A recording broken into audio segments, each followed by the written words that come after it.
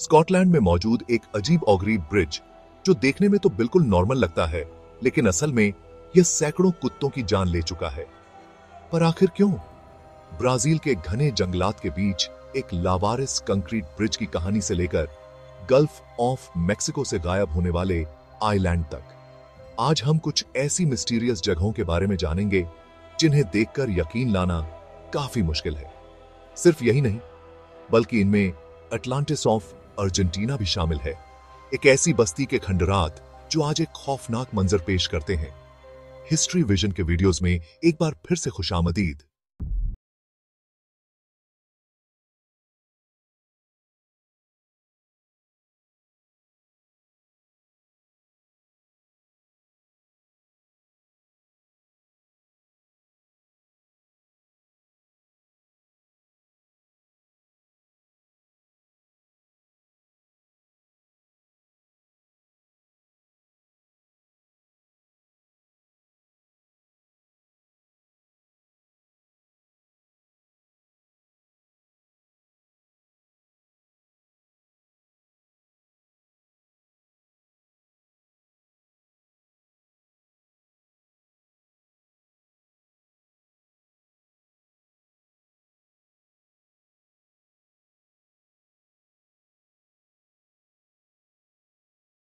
और दोबारा कूदकर जान दे देते हैं। अलग अलग रिपोर्ट्स में मरने वाले कुत्तों की तादाद अलग अलग बताई गई है, पर यह सच है कि इस ब्रिज से कोई और जानवर नहीं बल्कि सिर्फ कुत्ते ही कूदते हैं। इन वाकयात की वजह से ओवरटाउन ब्रिज के गिर्द तरह तरह की थ्योरीज गर्दिश करती हैं। कुछ लोगों का, खासकर केल्टिक पगान को मानने वालों के मुताबिक, यह ब्रिज आसमान और जमीन के बीच की जगह माना जाता है, जबकि कुछ लोकल्स का मानना है कि यह काम पास मौजूद हवेली में रहने वाली एक बेवा के भूत का है, जिसे व्हाइट लेडी ऑफ ओवरटाउन का नाम दिया गया है।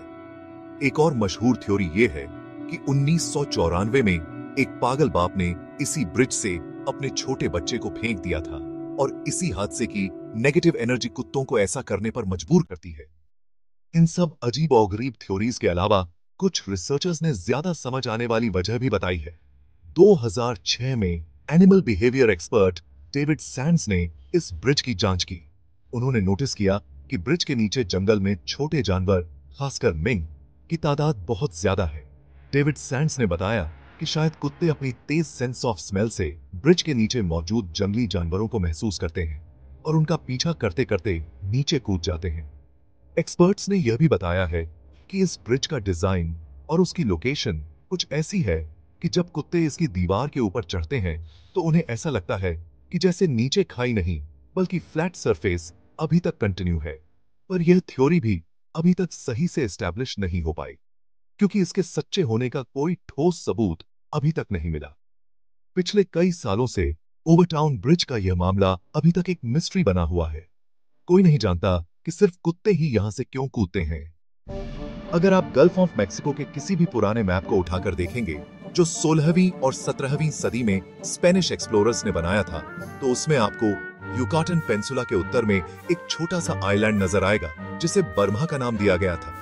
बेशक उस वक्त मैप्स में इसकी लोकेशन थोड़ी बहुत आगे पीछे हो सकती है, लेकिन कम से कम हर मैप में यह आइलैंड जाहिर जरूर होता था।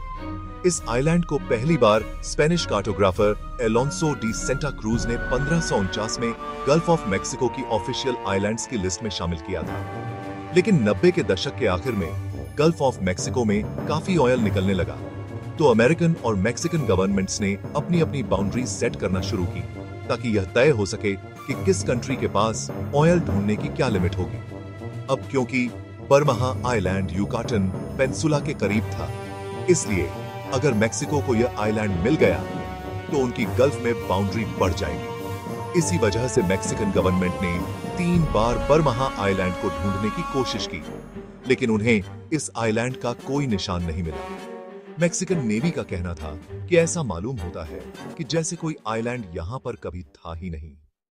बात शायद यहीं खत्म हो जाती, लेकिन उसके बाद एक वाकया हुआ जिसने लोगों को कुछ और सोचने पर मजबूर कर दिया। मेक्सिकन नेवी के बर्मा को ना ढूंढ पाने के 1 साल बाद एक मेक्सिकन सेनेटर जोस एंजल सेलेरियो, जो इस आइलैंड के वजूद के सबसे बड़े हिमायती थे, मेक्सिकन हाईवे पर कार हादसे में मारे गए। उनकी मौत के बाद लोगों ने बातें बनाना शुरू कर दी कि अमेरिकन सीआईए ने इस आइलैंड को कई ब्लास्ट करके गायब कर दिया है ताकि मेक्सिको के गल्फ में राइट्स कम हो जाएं। 2009 में एडवांस्ड टेक्नोलॉजी की मदद से दोबारा आइलैंड ढूंढने की कोशिश की गई, लेकिन ओशन फ्लोर पर रेत के सिवा कुछ नहीं मिला। उसके बाद मैक्सिकन सोसाइटी ऑफ जियोग्राफी के प्रेसिडेंट ने दावा किया कि हो सकता है कई सदियों पहले स्पेनिश एक्सप्लोरर्स ने जानबूझकर अपने दुश्मनों को गुमराह करने के लिए यह फेक आइलैंड बनाया हो। पर बरमहा आइलैंड वाकई कभी था ही नहीं। कोई कुदरती ताकत इसे गायब कर गई या फिर इसे जानबूझकर खत्म किया गया। यह सच आज तक एक मिस्ट्री है। ब्राजील के घने जंगलात के बीचों बीच एक ऐसा मिस्टीरियस स्ट्रक्चर मौजूद है जो शायद किसी शहर का हिस्सा लगता है। यह कंक्रीट का ढांचा 130 फीट से ज्यादा ऊंचा और 1000 फीट लंबा है। इसमें टनल्स, दीवारें और एक बहुत बड़ी कंक्रीट की फाउंडेशन मौजूद है, जिसे वक्त के साथ साथ जंगल धीरे धीरे निगलता जा रहा है। दूर से देखने पर लगता है जैसे किसी ने इस स्ट्रक्चर को शहर से उठाकर बिना किसी मकसद के साउथ अमेरिकन जंगल के बीच फेंक दिया हो। असल में यह स्ट्रक्चर करीब 50 साल पुराना है। ब्राजील में BR 1001 हाईवे एक बहुत मशहूर और लंबा रास्ता है। इस हाईवे को बनाने का काम 1950 में शुरू हुआ। 1960 में इस हाईवे के एक अहम हिस्से वायाडक्ट पेट्रोब्रास पर काम शुरू हुआ। इसका मकसद रियो डी जेनेरियो और साओ पाउलो के सेंटोस को जंगल से होते हुए जोड़ना था। 16 साल की मेहनत के बाद यह हिस्सा कंप्लीट होने ही वाला था कि तभी ब्राजील में इकोनॉमिक क्राइसिस आ गया। सरकार के पास इतने पैसे नहीं बचे कि इस वायडक्ट को BR 1001 से कनेक्ट कर सके। आखिरी वक्त में प्लान बदला गया और BR 1001 को दूसरी दिशा में ले जाकर एक कोस्टल हाईवे से जोड़ दिया गया। इस तरह वायडक्ट पेट्रोब्रास पूरा होने से पहले ही छोड़ दिया गया और तब से जंगल इसे धीरे धीरे निगल रहा है। 1920 में अर्जेंटीना के शहर ब्यूनस आयर्स से 400 मील दूर एक छोटा सा टूरिस्ट विलेज था जिसे विला एपिक्वीन कहा जाता था। यह गांव सॉल्ट लेक लागुना एपिक्वीन के किनारे था। कहा जाता था कि इस लेक के पानी में नहाने से स्किन और हड्डियों की कई बीमारियां ठीक हो जाती हैं। धीरे धीरे यह गांव अर्जेंटीना के अमीर लोगों का वीकेंड स्पॉट बन गया।